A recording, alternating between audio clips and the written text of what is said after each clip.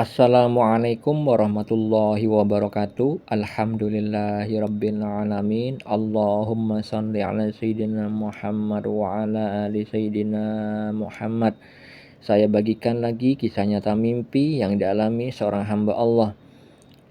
Dia adalah seorang istri dari cicit dari Kiai Haji Hasan Sepuh Genggong yang terkenal kewaliannya. Sebut saja namanya Fulani. Fulani memiliki suami yang kita sebut saja Fulan. Keduanya bukan nama yang sebenarnya. Mimpi yang dialami Fulani terkait dengan makom spiritual, yang mana hal ini mengandung ilmu hakikat, ilmu tentang kebenaran yang hakiki yang datangnya dari Al-Haq, dari Allah Subhanahu wa Ta'ala. Di mimpi itu, Fulani sedang berada di suatu tempat bersama anaknya, dan ketika tiba di tempat itu terjadilah tsunami. Jadi bencana tsunami besar. Lalu di batin Fulani diberitahu, tsunami ini lebih dahsyat dari tsunami Aceh.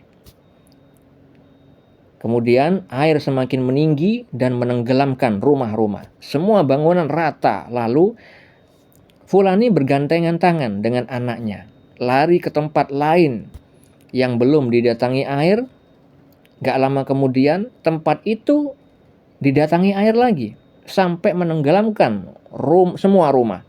Lalu ketika mereka berdua lari lagi ke tempat yang belum didatangi air, gak lama kemudian tempat yang baru yang ditempati Fulani dan anaknya itu juga didatangi air dan menenggelamkan rumah-rumah. Akhirnya Fulani dan anaknya mendatangi tempat di mana tempat itu seperti jembatan kecil. Posisinya sangat tinggi. Lalu mereka berdua naik ke sana. Dan ada beberapa orang yang ada di jembatan yang kecil itu, yang posisinya sangat tinggi itu, jumlahnya sedikit. Termasuk ada suami si Fulani, yaitu Fulan. Lalu air itu sepertinya berhenti dan tidak bertambah naik lagi, mentok kurang lebih 1 meter di bawah jembatan itu. Mereka semua di sana menunggu air surut, dan Fulani duduk bersila di jembatan itu, membaca kalimat tauhid. Beberapa kali dilanjutkan dengan membaca sholawat. Akhirnya Fulani terbangun. Lalu apa makna atau takwil mimpi tersebut? Sebelumnya perlu diketahui untuk seluruh umat Islam bahwa mimpi adalah bagian dari syariat Islam. Banyak dalil yang menerangkan tentang mimpi, baik itu di dalam Al-Quran dan juga As-Sunnah, Sahih Al-Bukhari dan juga Sahih Muslim. Begitu juga ilmu takwil mimpi, itu adalah bagian dari syariat Islam. Disebutkan di dalam surat Yusuf ayat 6, ayat 21, ayat 101 bahwa Allah berfirman tentang Nabi Yusuf alaihissalam yang diberikan sebagian ilmu dalam mentakwilkan mimpi. Di dalam Sahih Al-Bukhari disebutkan Nabi Muhammad SAW bersabda, mimpi yang baik dari orang yang saleh adalah satu bagian dari 46 kenabian. Yang mana hadis tersebut terkait dengan sabda beliau yang lain. Awal turunnya wahyu kepada Rasulullah SAW dimulai dengan ar-ru'yah as-shadiqah atau mimpi yang benar dalam tidur. Maksudnya adalah mimpi petunjuk dari Allah. Dan tidaklah beliau bermimpi kecuali datang seperti cahaya subuh.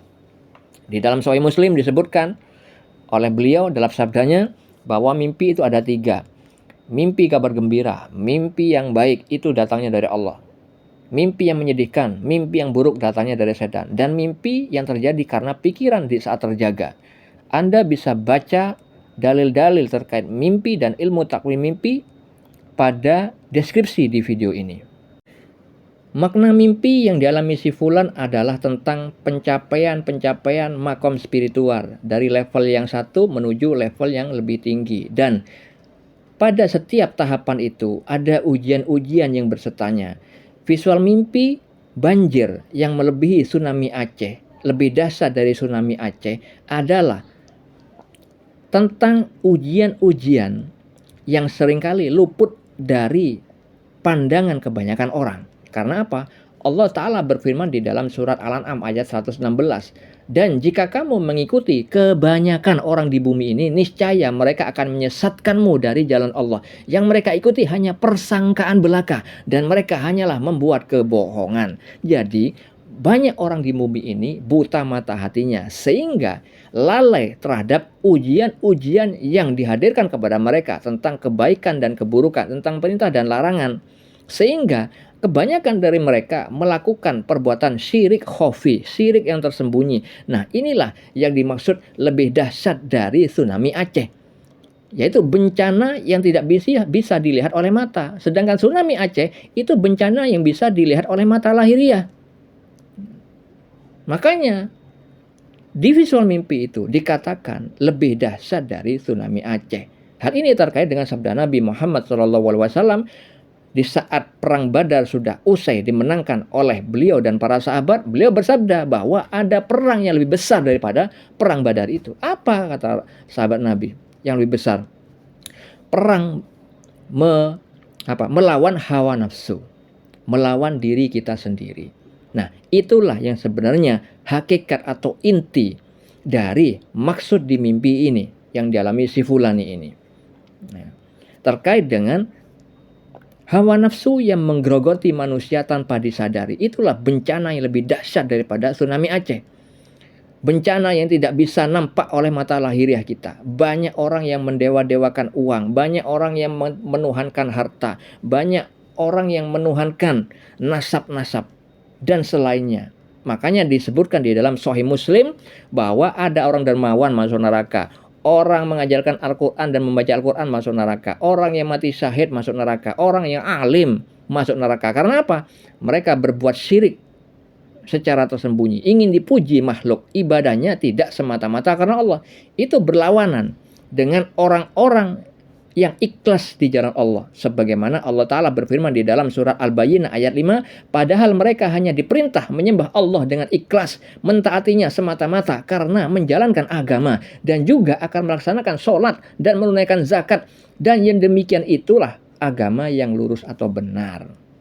Maka di visual mimpi itu adalah anjuran kepada Fulani dan anaknya di dalam pencapaian makom-makom spiritual yang akan dilewatinya nanti harus menyadari air-air yang akan menenggelamkan kebanyakan rumah, ujian-ujian yang kebanyakan membinasakan kebanyakan orang, supaya dia menyadari bahwa setiap makom itu, setiap pemberhentian pencapaian spiritual itu ada ujian-ujian yang besertanya.